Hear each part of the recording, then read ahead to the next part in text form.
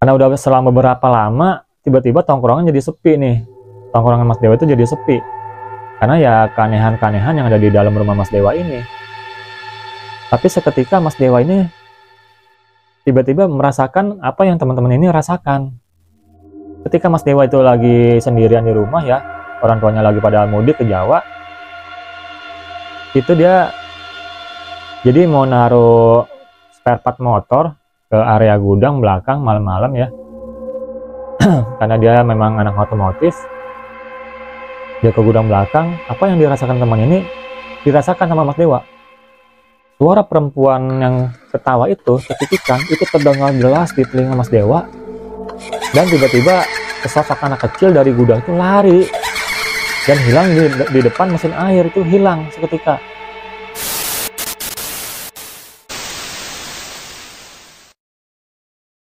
Assalamualaikum warahmatullahi wabarakatuh.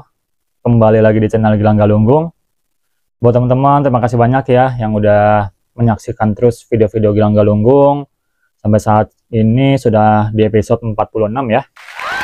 Dan video kali ini kita mendapatkan sebuah cerita dari narasumber, dimana narasumber ini kita dapat dari sebuah kiriman email ya. Tapi sebelum lanjut ke cerita ini, buat teman-teman di rumah jangan lupa like, subscribe, dan komen yang ada di bawah sini ya. Penasaran seperti apa kisah dari narasumber kita? Langsung saja berikut kisahnya.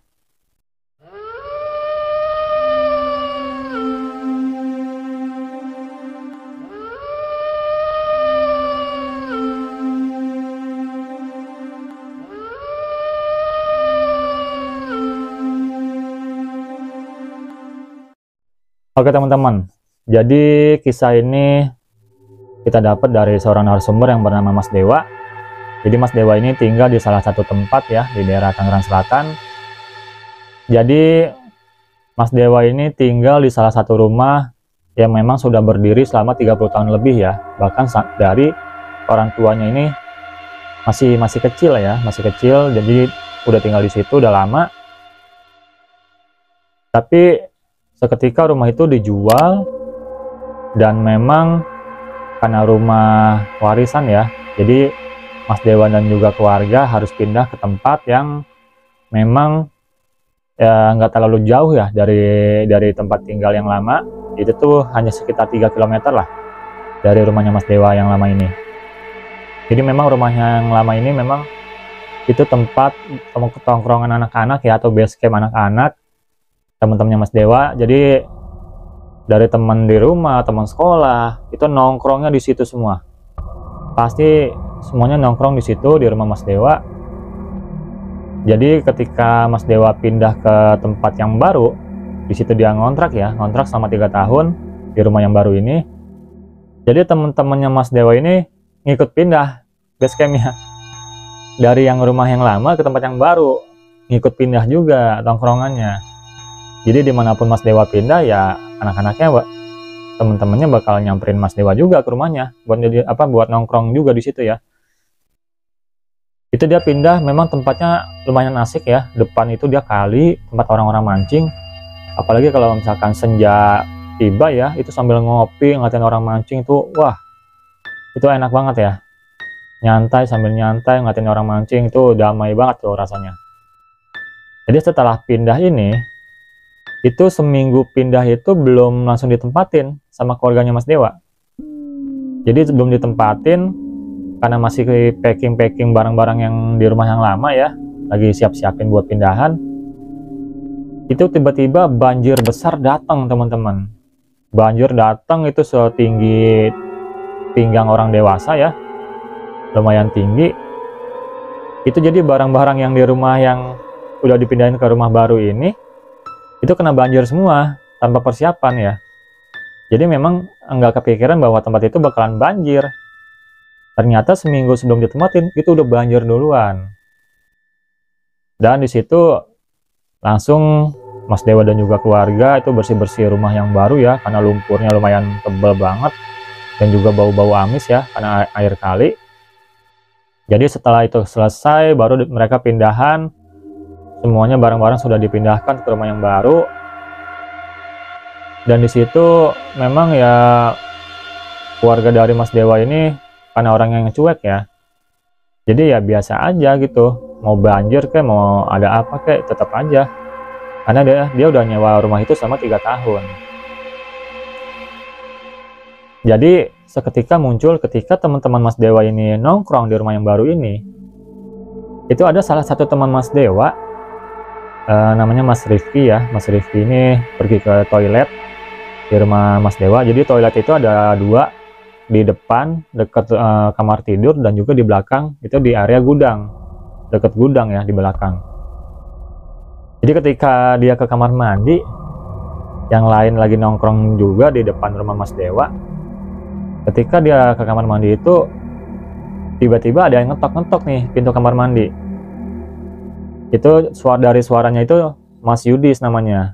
Dari suara itu dikira Mas Yudis nih, teman tongkrongan juga ya. Jadi dia ngetok-ngetok pintu, suruh cepetan gantian ke kamar mandi. Ketika dia buka pintu itu nggak ada orang, kosong. Ketika dia buka pintu itu kosong. Lalu dia pergi ke area depan ya, ke halaman depan tempat-tempat Mas Dewa nongkrong sama temen-temennya.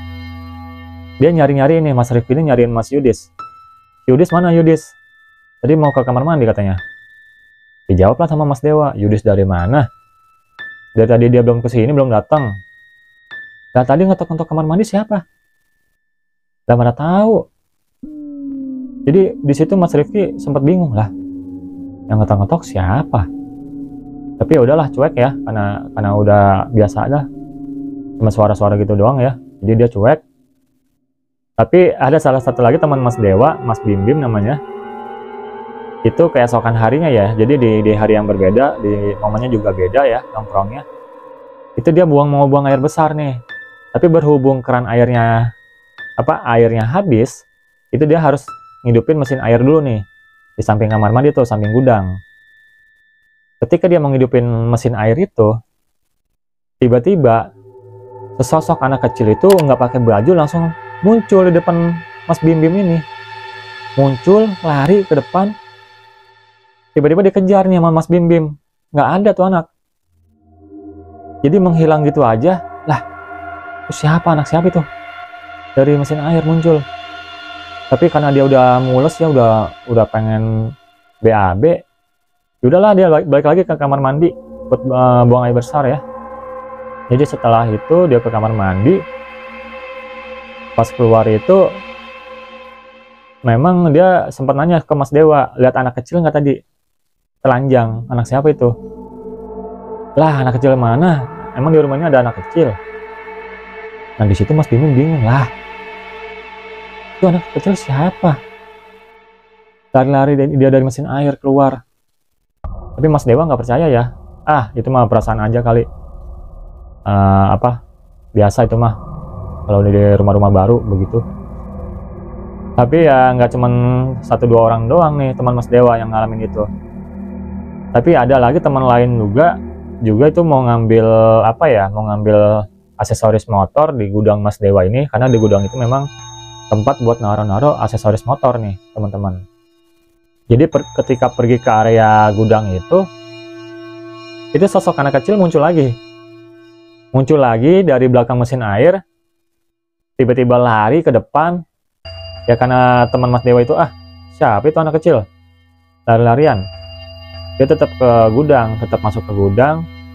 Tiba-tiba suara aneh itu muncul, suara perempuan ketawa cekikikan itu kencang banget, muncul di area gudang itu.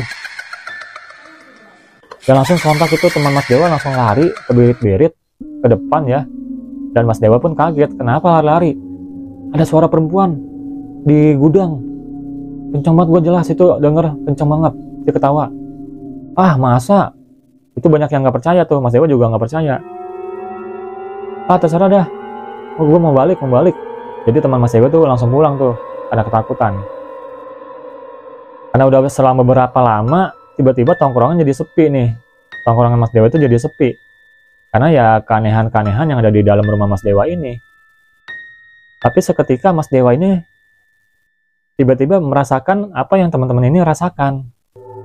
ketika Mas Dewa itu lagi sendirian di rumah ya, orang tuanya lagi pada mudik ke Jawa, itu dia jadi mau naruh spare part motor ke area gudang belakang malam-malam ya, karena dia memang anak otomotif. Dia ke gudang belakang, apa yang dirasakan teman ini dirasakan sama Mas Dewa. Suara perempuan yang ketawa itu, cekikikan, itu terdengar jelas di telinga Mas Dewa. Dan tiba-tiba sesosok anak kecil dari gudang itu lari dan hilang di depan mesin air, itu hilang seketika. Di situ Mas Dewa kaget, langsung lari keluar nyari orang ya, tapi nggak ada karena udah larut malam. Udah, dia langsung masuk ke kamar, tutup selimut ya, tidur saking cemasnya. Dan keesokan harinya dia nanya sama penjaga perumahan ini, sebenarnya nih rumahnya itu bekas apa dulu. Dia penasaran karena yang dia tahu sama keluarganya tahu ini memang itu area rawa dan bekas kali. Itu yang mereka tahu. Ketika nanya ke orang di situ, security situ ya, karena memang itu orang asli di situ, area situ, akhirnya dia cerita bahwa rumah yang ditinggali Mas Dewa ini dan keluarganya ini, itu dulunya adalah bekas makam seorang perempuan dan juga anak laki-laki korban pembunuhan. Jadi disitu Mas Dewa kaget, waduh, pantesan saya tuh ngerasain apa yang teman-teman saya rasain. Ada suara perempuan ketawa, ada anak kecil lari-larian di belakang gudang. Itu membuat Mas Dewa kaget dan akhirnya dia minta orang tuanya pindah rumah. Ya karena udah ngontrak sama 3 tahun, daripada angus ya, yaudah habisin kontrak aja 3 tahun. Nanti setelah itu kita pindah ke rumah yang udah jadi dibangun di Jawa. Jadi setelah itu mereka pindah ke Jawa ya. Di Jawa ya mereka hidup tentram, damai dan juga nyaman. Apalagi di daerah pegunungan ya, dimana tempat itu adalah tempat kelahiran dari ibunya Mas Dewa ini. Jadi itulah teman-teman kisah dari Mas Dewa ya, dimana rumahnya ini adalah dulunya itu sebuah makam seorang perempuan dan juga anak kecil korban pembunuhan. Jadi buat teman-teman di rumah yang ingin kirim-kirim cerita, bisa banget langsung aja ke email ke Gilang Galunggung yang ada di bawah sini ya. Terima kasih buat semuanya. Tetap pantengin terus video-video selanjutnya. Jangan kemana-mana. Assalamualaikum warahmatullahi wabarakatuh.